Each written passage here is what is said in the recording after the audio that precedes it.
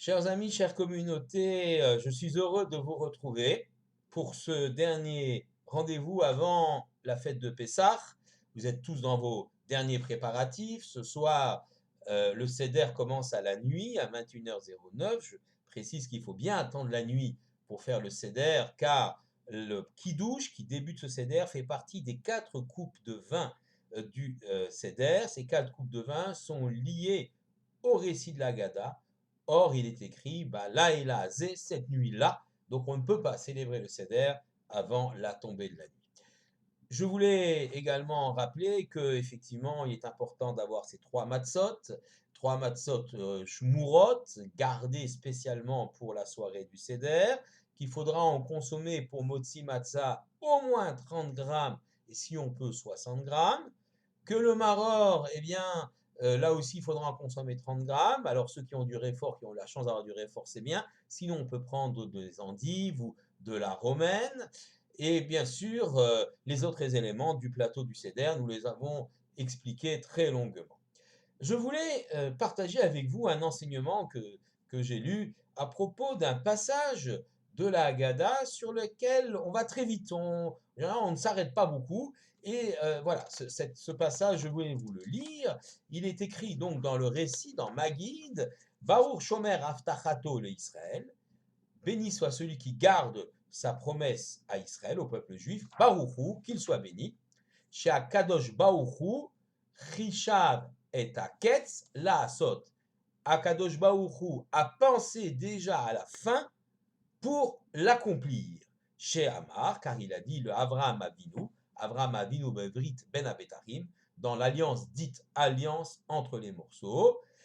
Chez Neymar, comme il est dit, Vayomer l'Avraham Yado Ateda ki ger yezacha beretz lo lahem va'avadum va'inu otam arba meot shana vegam et hagoy yasha ya'avdu dan anochi va'charechen yetzu bichush gadol.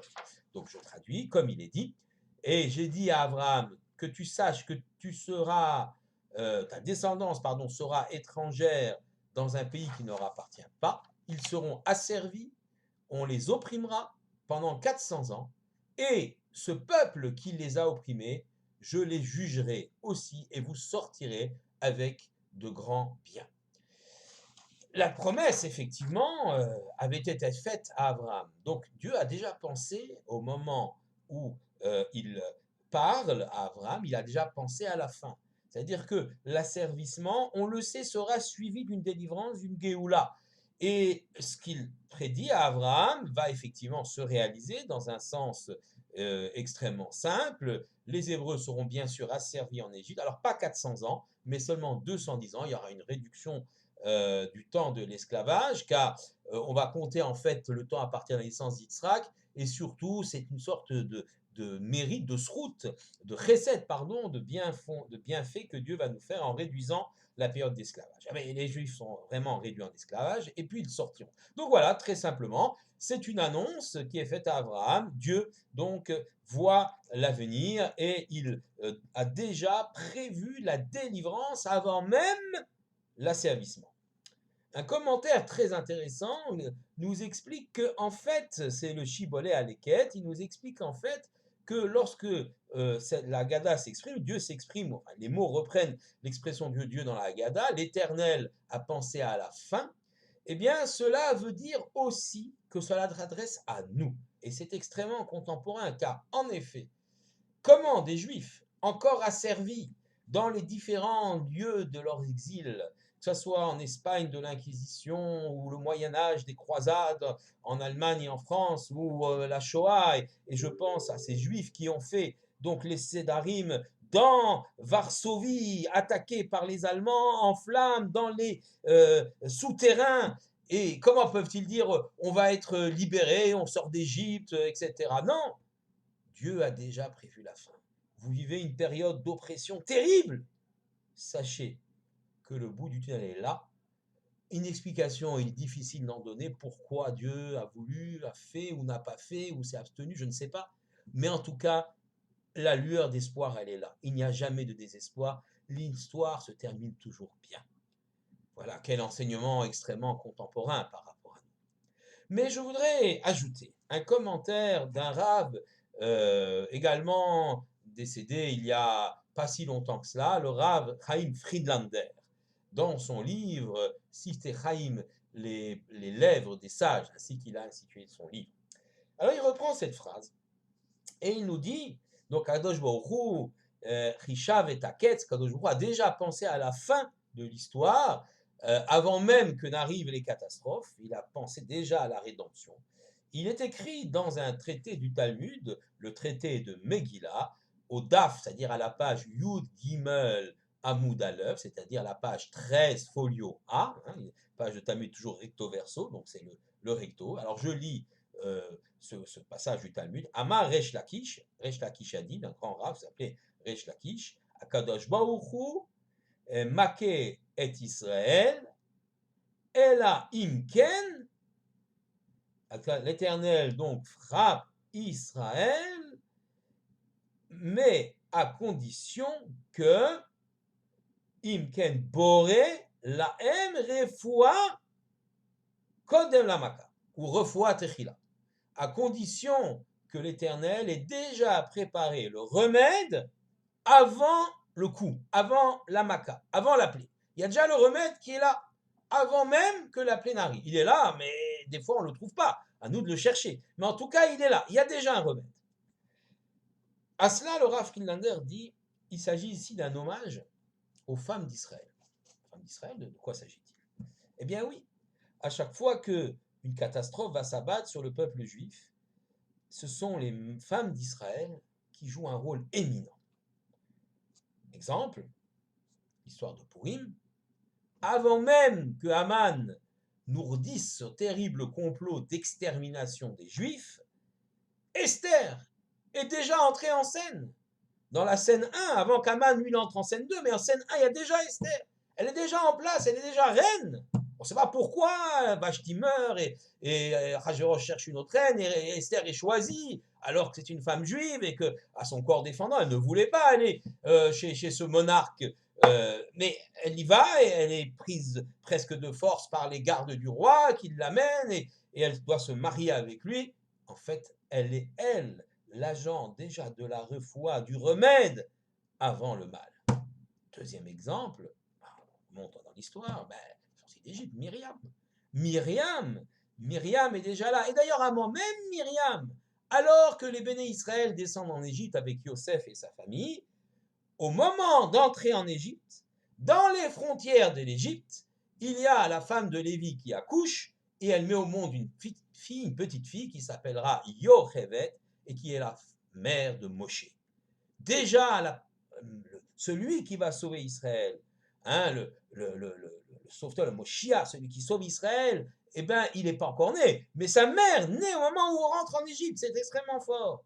Quant à Myriam, sa grande sœur, elle a été appelée Myriam parce que là, elle est née au moment de l'oppression. Myriam, la Mar, l'amertume, comme Maror. Eh bien, Myriam va être celle qui va sauver Moshe, vous le savez, en le plaçant dans le petit bébé dans le berceau, en le suivant jusqu'à ce que la fille de Pharaon vienne le récupérer, le chercher. Myriam est celle par laquelle la rédemption va passer.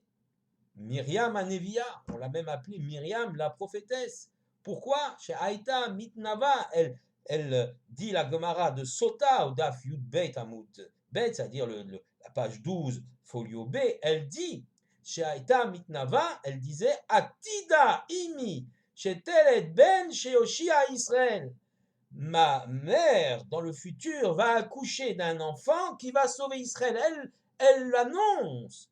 Et bien sûr, elle est aussi celle qui va persuader son père Amram et sa mère qui s'étaient séparés, car à quoi bon s'unir, à quoi bon être ensemble, hommes et femmes, si nos enfants sont pris et jetés dans le Nil, s'il y a un génocide d'enfants, et elle dit, toi, papa, tu es pire que Pharaon. Comment je suis pire que Pharaon? Ben oui, Pharaon a fait un décret d'extermination des petits garçons uniquement dans le Nil, en laissant les filles vivre. Toi, tu veux laisser naître personne, ni garçon, ni fille. Et puis nous devons prendre le dessus. Il doit y avoir une descendance en Israël. Et Amram, le père, va écouter sa fille Myriam, va reprendre Yochevet, ils vont refaire un deuxième mariage, ça s'appelle Marzir Grushato, il reprend sa divorcée, il se remet avec elle, et Ahmad Erzir et Ishto, il a repris sa femme, et de là est né le petit Moshe, celui qui a été sauvé des eaux, le petit Moïse, qui va être le rédempteur du Ham Israël. Alors voilà, c'est extraordinaire. Akadosh Baruch Hu met toujours la réfoua, le remède avant la maka, avant le mal. Et souvent, cette refoua, elle passe par les femmes d'Israël. Moi, je voudrais aujourd'hui rendre hommage aux femmes qui sont au front. On parle beaucoup des médecins, c'est vrai. Des infirmiers, il y en a, des infirmiers. Mais il y a beaucoup d'infirmières, beaucoup plus que d'infirmiers d'ailleurs. Elles risquent leur vie, elles sont au front.